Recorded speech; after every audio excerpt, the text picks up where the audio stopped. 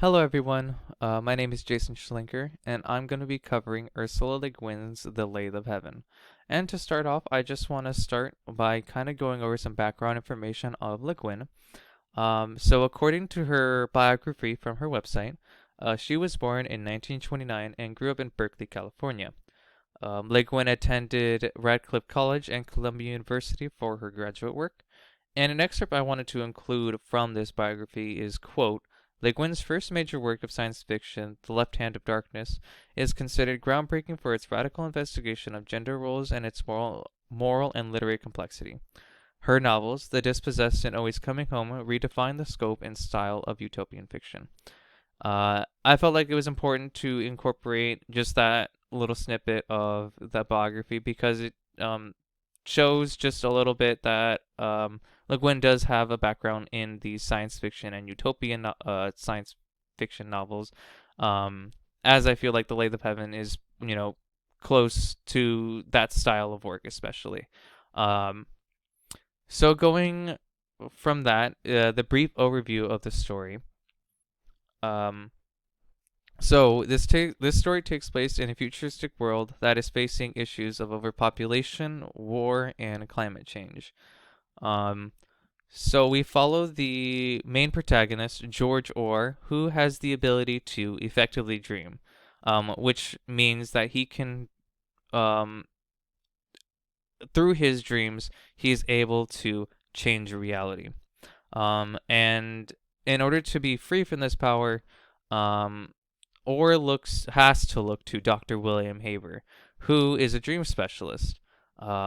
So when Haber first realizes what exactly Orr's power can do, he begins to exploit it by using Orr's dreams to improve society as he sees it. Using hypnotism and manipulation. So Orr becomes conflicted as he believes that while he does not sense any evil from Haber, he does not like being used as a tool. So George Orr goes to Heather Lalash, who's a lawyer who agrees to help Orr to get sessions with a new specialist.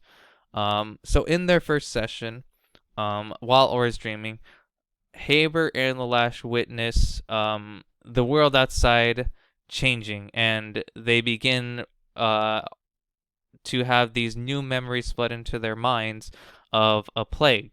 And it's just, in Orr's dream, he begins to dream of a plague that ends up wiping out majority of the population.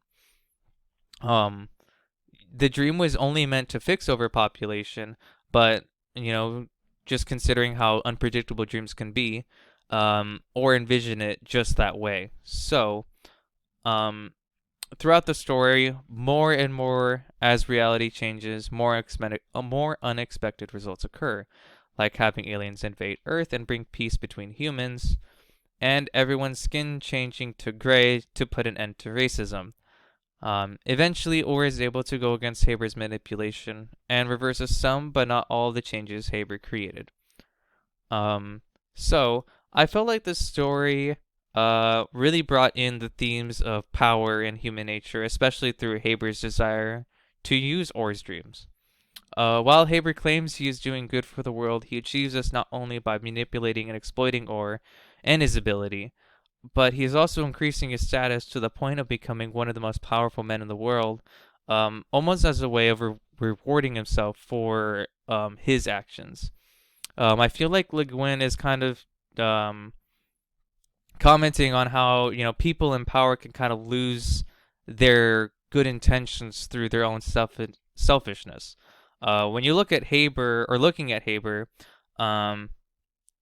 looking at his analogy of the snake bite scenario, where Haber paints this idea of a native woman in the Mato Grosso jungle being bitten by a snake, he gives Orr this, question like, are you going to help this woman by giving the serum that's in your pocket, or are you just going to let it be as it would be natural? Haber tries to argue that you would intervene and save them via natural ways, kind of justifying his actions to changing the world in, his exploitive ways. So going on to my next point, the questions of utilitarianism. This story brings in a lot of questions onto just how much a person is willing to change the natural state of the world in order to make it a better place. In Bill Moyer's interview with Ursula K. Le Guin about the Lathe of Heaven, they talk about not only the movie but the various influences Le Guin had about when writing the Lathe of Heaven. And one thing that stuck out to me was how she talked about how this story is a Taoist story, um, and attempting to make changes, at least in this case, it is going against the natural order. It will eventually backfire. The title of the book also comes from a quote from a Chinese philosopher, Chuang Tzu, and the quote says, "To let understanding stop at what cannot be understood is a high attainment. Those who cannot do it will be destroyed on the lathe of heaven." In this same interview, Le Guin does reveal that this was a mistranslation, as she wasn't aware of it as she was writing the book. However, the intent of the quote and the title seem to enhance that idea of letting things happen and not to disturb the natural order. I feel like this idea of it being a Taoist story connects well to the parallels between George Orr and Dr. Haber.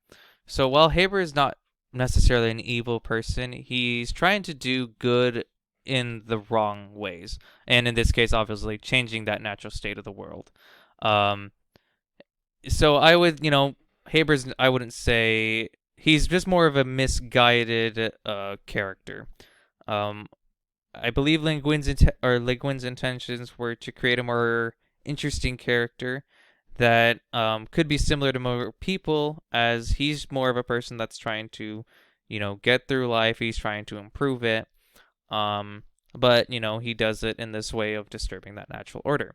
Or, on the other hand, he's much more free flowing. While he doesn't have qualities that are really changing the world at the time. He's just a regular person. Um, he still plays a part in the grand scheme of the universe, and he's just like I don't. He doesn't want this. He doesn't want this ability to change the world because he doesn't think it is right. So for my final thoughts of this story, I feel like Le Guin's intention is to really have the readers engage in more philosophical questions like the ones I have here. If you had the power to change the world, what would you do? And is it right for us to enforce that change? I feel like, you know, speaking personally, I would never want to have such power, especially when you start considering corrupt aspects that are, shown off obviously by Haber.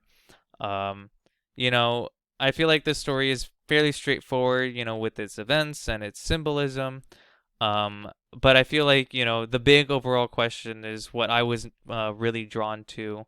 Um, I kind of like these stories because it kind of leads me to take more time to kind of think of the bigger picture that Le Guin was trying to convey. And here's my works cited page. And thank you all for watching.